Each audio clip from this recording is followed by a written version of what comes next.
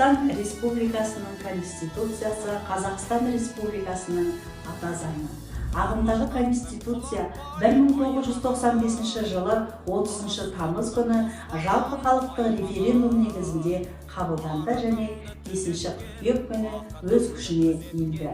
Конституция 9 тараудан 98 баптан тұрады.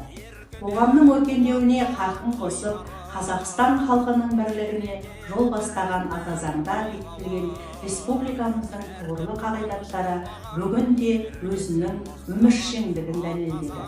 Қазақстан халықаралық қоғамдастыққа лайықты орын алып, биік белестерден көрінгені осының айғағы.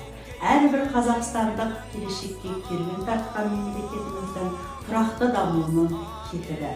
Конституцияның мемлекет пен қоғам үшін ғана емес, өзінің жеке басы мен отбасы үшін де маңыздылығы терең сезілді.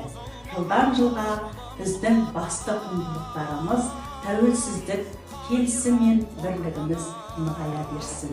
Әр шаңыраққа құт береке, ырыс пен ынтымақ тілеймін. Ел іргесі аман, келешегіміз кемел болсын.